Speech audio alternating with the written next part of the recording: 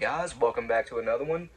In today's video we're doing something, the AC just kicked on, sorry about that if it bothers the audio, but we're just doing something that I came up with, had an idea, thought it was pretty fun and pretty cool.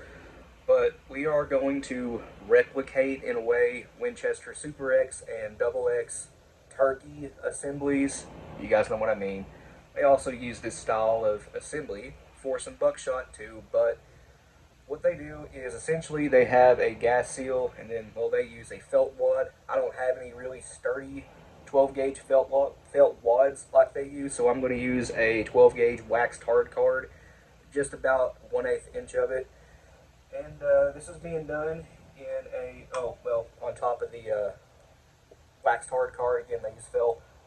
We're using an LBC 50, no filler inside this. This is our cushion wad, and I guess filler too, but we're using a Shadot hole.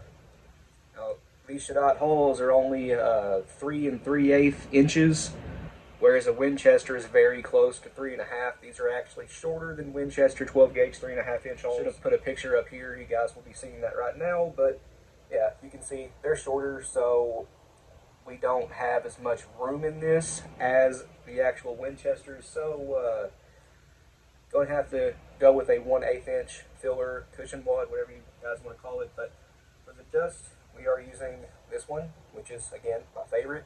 Oh, number of the day, 26.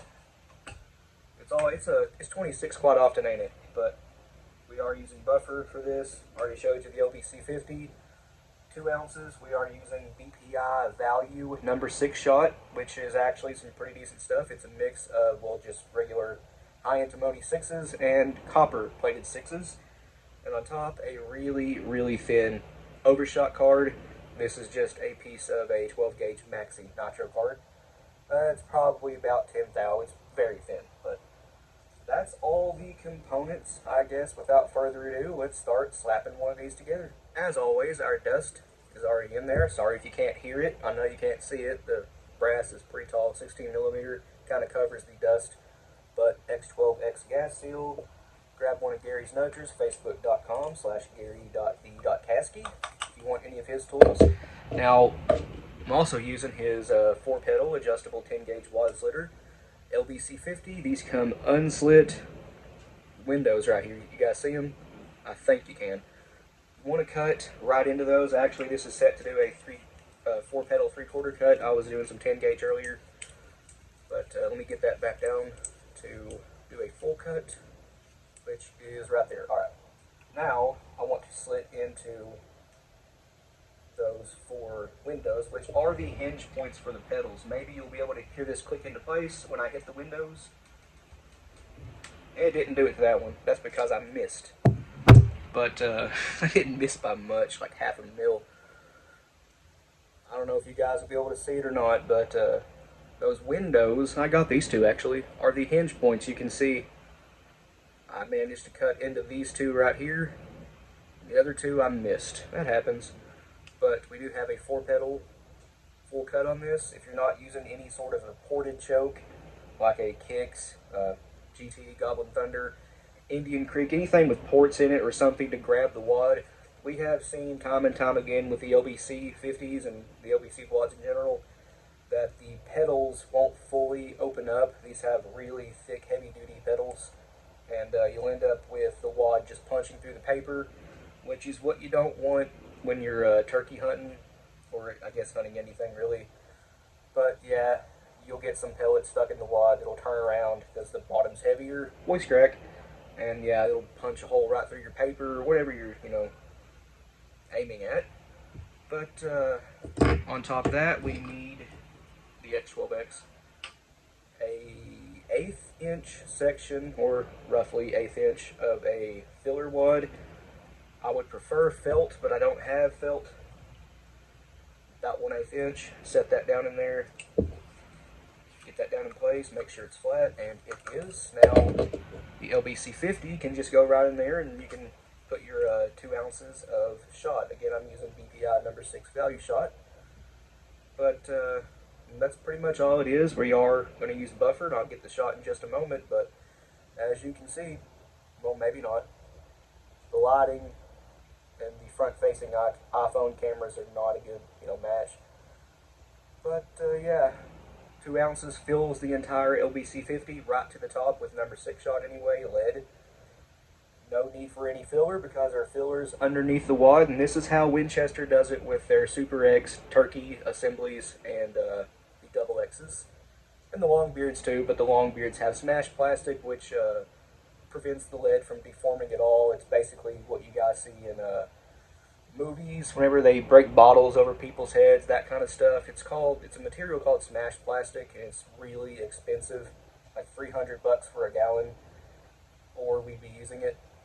But yeah, that's how, supposedly anyway, Winchester does the Longbeard XRs, and if we get lucky one day, we'll try to recreate those, but as of right now, the smashed plastic is just way out of our price range. So 2 ounces of number 6 shot lead will fill the wad completely, like right up to the top. Now we need a scoop of a Lee 2.2 cc dipper with a PPI buffer. Get that flat and grab another one. Drop that in. That is all the buffer you need. Basically, what you want to do with this one is just fill the hull up completely full with buffer. Vibrate that down in place. This does take a second because this is birdshot. With buckshot, when you vibrate the buffer down, it's almost instant, but this will just take a few seconds. Alright, I got the buffer completely settled. Now we need to just even that out with another wad tamper. This one is not made by Gary. This is one Martin sent to us. I believe Martin actually made this. Hey Martin, if you see this, let me know. I actually have no idea. But this is a really good wad tamper for the big bores. This one is for 12 gauge. I have another one in there that is for 10 gauge. It's too big for 12, but the stack height is perfectly flat, which will help with the crimp in the end. A really thin overshot cord. Again, this is about 10 thou. Drop that right on top, and now we are at the right stack height for a fold crimp. And go to the back station of the Lee load all. As always, well not always, but this is my 10 gauge Lee load all. So we will have to finish the shell with a BN2 after I final crimp it on this, but line this up just right. Rabacitor. This is what the Rabacitor does. As you can see, it changed the shape of the, well, crimp really, but gets it ready for a final crimp. It creates a recess, and this is going to look great whenever you final crimp it. My son just woke up, so I'll be right back. Okay, here's the end result. I did go ahead and final crimp that and then hit it with the Got BN2. That looks pretty much perfect. You guys know how it goes with these. The Rabacitor and BN2 is a combo that can't be beat. I highly recommend them. But that was just something I came up with. I thought it was pretty cool and interesting. Wanted to show you guys. I actually kind of like the Winchester Double X turkey assemblies. They do pretty well, especially the 10 gauge ones. Those are very, very good. The 3-inch 12 gauge is pretty good. I ain't tested the 3.5s too much, but from what I've seen, they're pretty good too. Maybe we'll do, I got plenty of them back there, maybe we'll do a range video on those. Actually, I want to show you guys what turkey assemblies we've come up for this year's spring turkey season. So let me get those and I'll show them to you. They're pretty interesting. I couldn't find them, and then I found them, and where they were was in my bucket back here full of number 1 buck. So we're going to start off with the 3 lighter ones, and the remaining 5 are, they're heavier. But we'll start with the 12 gauge first. Is this the, okay, no, it's this one. So this is a CTPS 47 wad, 3-inch 12 gauge, and we have 1 5/8 ounces of nickel plated number 6 shot. And these are all buffered, obviously, but yeah, CTPS 47 ounce and 5/8 of nickel plated number 6s. That one should be pretty good. This one is the same thing, but a CTPS Max wad. And this one is also nickel plated number 6 shot, buffered and all that. But the CTPS Max wad has about a 1/4 inch more capacity over the CTPS 47. It would have more, but the base of the CTPS Max wad, the bottom of the shot cup, is about twice as thick, maybe even 3 times as thick as the base of the CTPS Max. The CTPS Max has a taller cushion section though, so it kind of hurts the capacity, and also the pedals are thicker on the CTPS 47.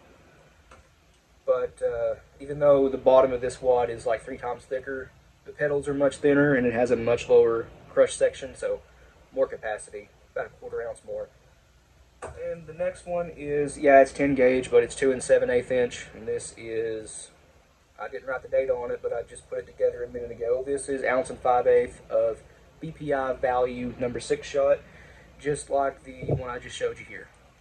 So those two have the value number 6 shot, and this is a cut down 10 gauge TPS wad, and obviously buffered once again, but yeah, that's 2 7/8 inch 10 gauge. Only 1 5/8. You can get 1 7/8 from that, but you don't really need that much. 10 gauge tends to pattern, for us anyway, quite a bit better than 12 gauge. So I wanted something to compare a little bit to a 3-inch 12 gauge, and that's what I come up with. The 3.5s, this one is 40 of little gun. I'm not going to give the whole data right now, but this is a CTPS max with 2 ounces of copper plated number 4 shot, and again buffered. And the wad is 5/8 cut. Someone said this one performed great for them, so I put one together. Hopefully this does pretty good for us too. But yeah. By the way, these all have folded crimps. The first 10 gauge is a, again, TPS wad and 2.5 ounces of copper plated 4s. That one should do really well. The big assemblies like that, the super heavy ones at 10 gauge, usually perform the absolute best for us. I think it has something to do with having just a little bit more shot, but also I think the 10 gauge is just really like the heavy assemblies. This one, let's see, is this the one I want to show? No, that's the one I want to do last, because that one's kind of special. This is also 10 gauge, different color Remington hull. This one is, again, TPS wad, 2.2 ounces of nickel-plated number 6 shot, and it is buffered. I buffered that up to 2.25 ounces. This is the one that I'm really anxious to see what it does.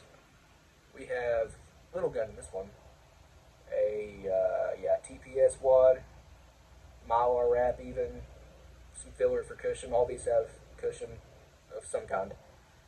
And this one is 1/2 ounce of TSS number 9 and 1.5 ounces of nickel plated number 6. So this is the lightest of the lead of any of these. Yeah, it's only 1.5 ounces, but that's made up for with 1/2 ounce of TSS 9s. So it has the TSS for the long range knockdown power and to fill out the density a little bit because this is only 1.5 ounces of lead, but still. The lead 6s is going to have quite a high pellet count at only 1.5 ounces of TSS number 9, 1.5 ounces or 1/2 ounce of it. It's going to be one nasty pattern, and I really, really hope this patterns well. If this patterns well, this is going to be one awesome turkey assembly. Some of you guys may be asking why we pretty much only deal with 3.5 inch whenever we're doing turkey assemblies. Well, that's not really true. Obviously, you can see 3 inch back here and 2 7/8 inch 10 gauge. Last year, for the fall turkey season, we did 20 gauge.